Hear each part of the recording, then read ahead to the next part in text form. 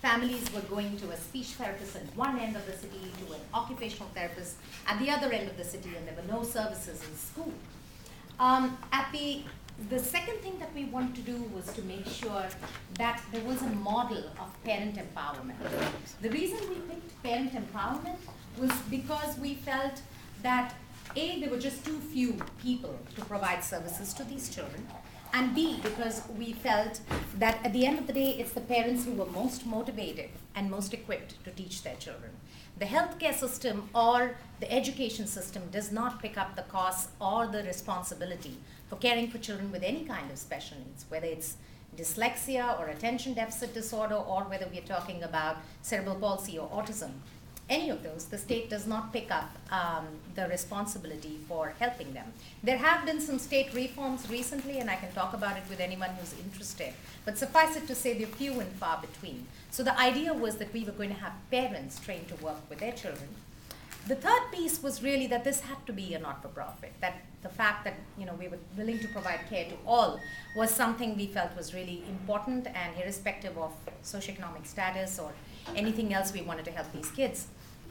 So this is how Umeed started. I didn't realize the extent of the problem when we started. The numbers are pretty staggering. So if you take our WHO statistics of 10% of kids in the world have developmental disabilities, we have 40 million children in India with developmental disabilities. So, and so in Bombay alone, we have 650,000 children with special needs.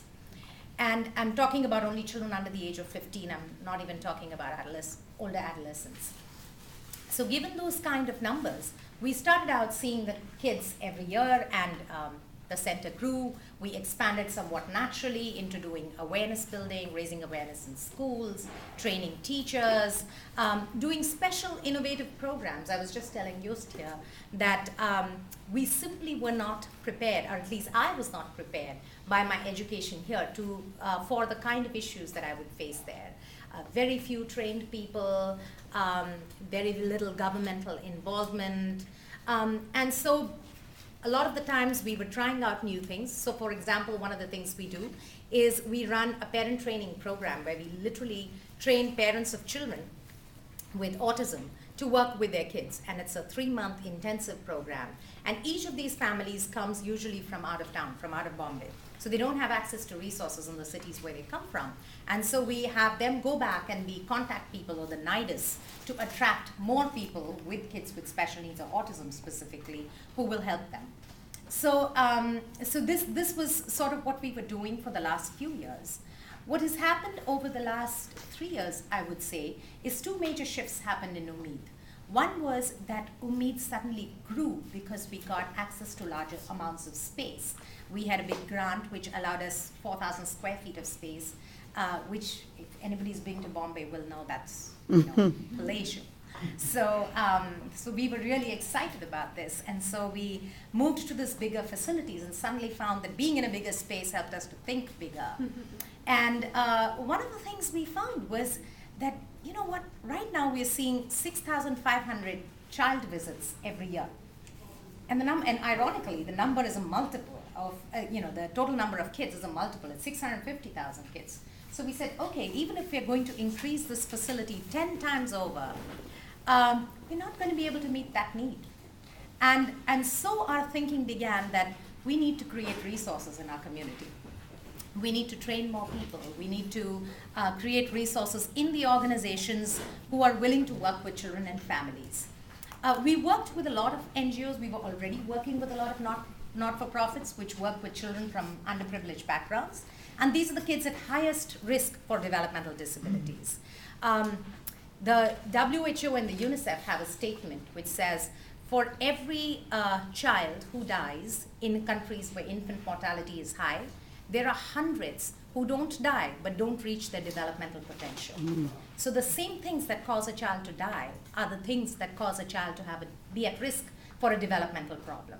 Whether you're looking at poverty, adolescent pregnancies, you're looking at anemia or malnutrition, all that predisposes you to having a developmental difficulty. So we started, our focus somewhat shifted from providing only direct care to doing a lot of activities around that, plus building resources in the community. So we started liaising with schools where we were already working, saying, give us one of your teachers and we'll train her to be a resource person for your school. We also have started this year a very special training program called the CDA program, the Child Development Aid Program. What we're trying to do is, and this was funded by USAID, and what we're trying to do this year is get these 11 people to be barefoot, if you will, child development workers in their community. So we partnered with organizations who have committed to paying these people's salaries for 6 months, and they will then go back and be resource people and have access to many, many other children. So for example, one of the people is from an organization called Mobile Creches. I don't know if any of you have heard of Mobile Creches. It's an organization that works with children at construction sites. So wherever there's a construction site, there's a huge number of children who are migrant workers' children.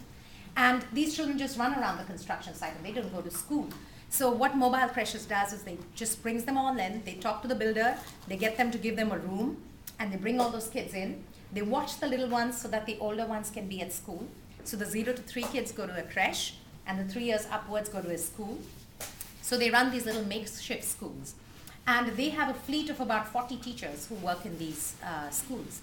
And we asked them to give us one of their teachers who we would train. So they are sending us one. So there are many other, if anybody is familiar with a ICDS scheme in India, it's the Integrated Child Development Scheme. It's a government scheme.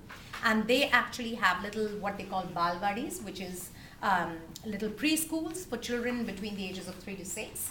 And they're supposed to look after health, nutrition, and development of these children. Of course, most of these women have no idea about child development. So we actually have someone from one of the government Anganwadis also training with us.